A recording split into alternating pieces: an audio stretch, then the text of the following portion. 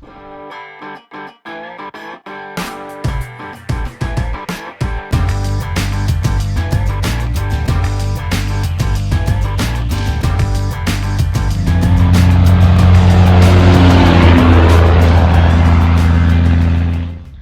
right, welcome back to part 2 of working on the combine. We just barely finished putting all new bushings in this header. Brother's working on putting all these bands back on.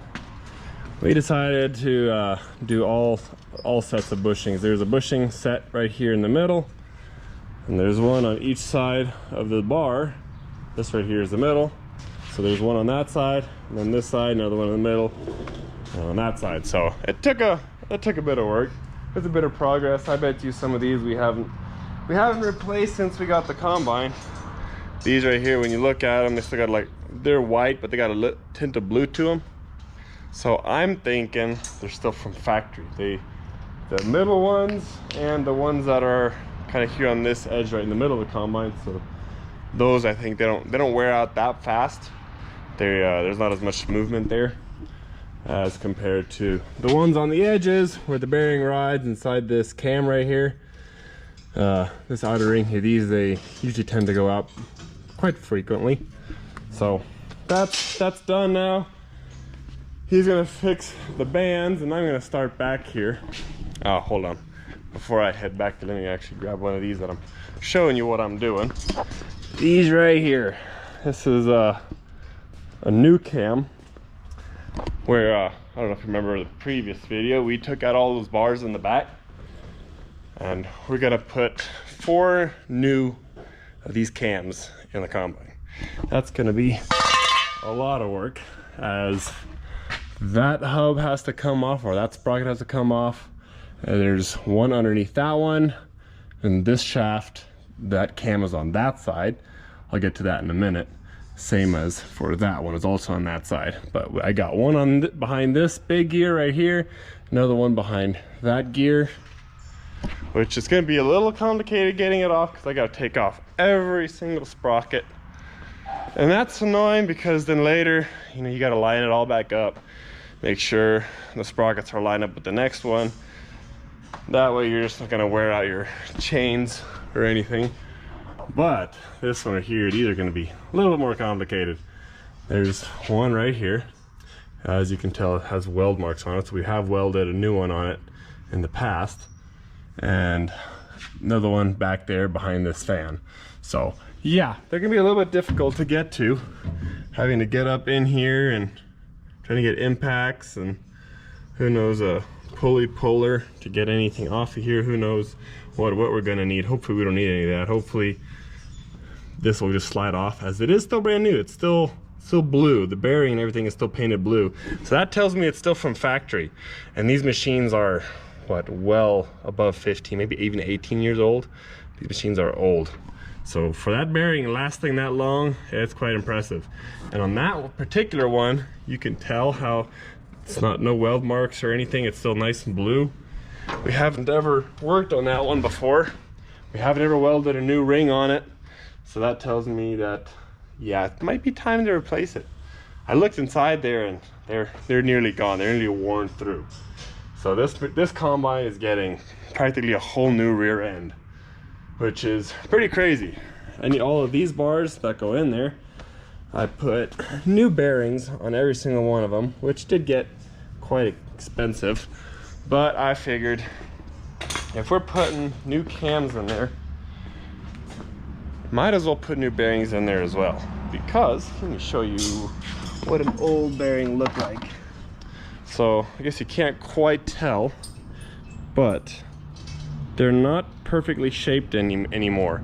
Some of them have a little burr, a little edge on one side, and I figure that's probably not going to be good for the new cam that we're putting in there. It's probably going to wear it out faster, and it's not going to last as long. So this way it's getting all new bearings, they ride inside there, all new cams, so it should last a lot longer than if we were to just replace a couple of things. It's like, while we're at it, we're already doing this, we're already taking the whole machine apart, might as well go the extra step and replace a couple more things, hoping to make it just last just that much longer. But I'm gonna get started here, start taking off. I might just do one at a time. I might just do this one first. The gear side, this is gonna be the easier side compared to that side, having it behind there. So I'll start off with that one. That way, if I do need someone to climb in there and help hold the shaft, if I do need to or anything, then I can. So I guess let's quit stalling and get this thing started.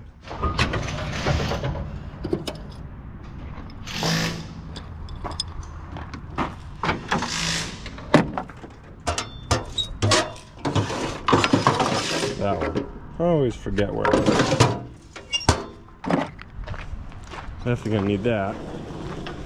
Also, for sure gonna need a hammer. And then he's gonna be my little tool getter if I need something while I'm up there.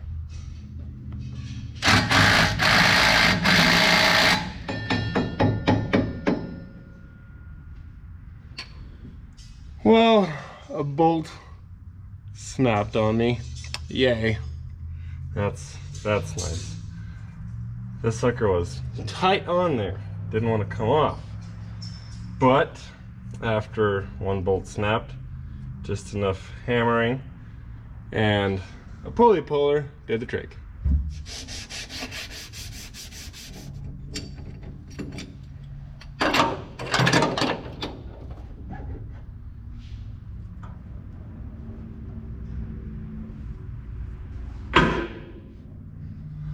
Well, got majority of it off.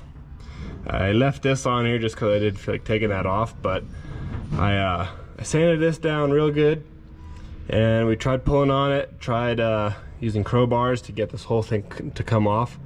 It did not, and this little housing here, that's not going to make a difference whether it's going to come off or not, but it's going to be a torchy torch, kind of a liquid metal type of deal, so it ain't gonna come off any other way. So we do not have that here. We do not have the liquid metal or the fire to make liquid metal, so I'm gonna have to call it issue for today. It's getting pretty close to 6 and I need to clean up a lot of stuff, so I'll end up doing that first. Tomorrow we still like to go check up on our pivots every morning, so we might just head that way, check up on all of our pivots, grab our whole welder trailer, it has a torch on it and all that good stuff. Bring that out this way and we'll be able to finish that little project tomorrow. We'll do a little bit of cleanup here now, and then I will see y'all guys tomorrow.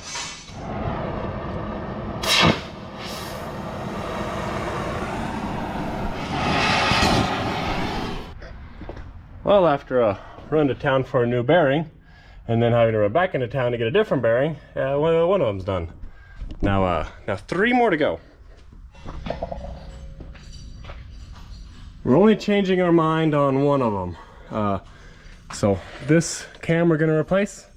The one that's on the opposite side on this one, we're gonna leave that one alone. On a deeper inspection, it's fine. It can definitely hold a few more years. It's not near as thin as the rest of them. I don't know why. You would think they all would wear out the same, but at least it's the, I guess, more complicated one to get to, kind of the one back there. So at least we're leaving that one alone. But we got the first one done. We're getting the second one done now. We're just in search of a bolt. The bolt that's supposed to come right here. So this is what it would look like on the inside. Right here's where those bearings, they'll roll around in. And this bolt is supposed to be one that's flush with the wall. And if it has a bump, the bearings and the bolt there can kind of hit it and rub against there. So there wasn't one in there, which we were surprised by, but... Hey, and I found a bolt too, look. You did? Was it in your truck? And if it's too long, you're just gonna cut it. That's totally fine. With your grinder. I'm okay with that. We can make that work.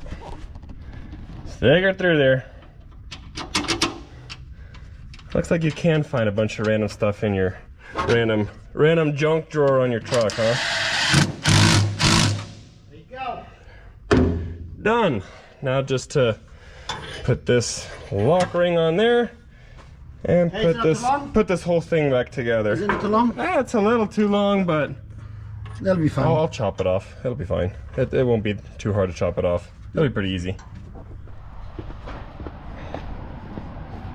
The metal trash pile has begun. All done.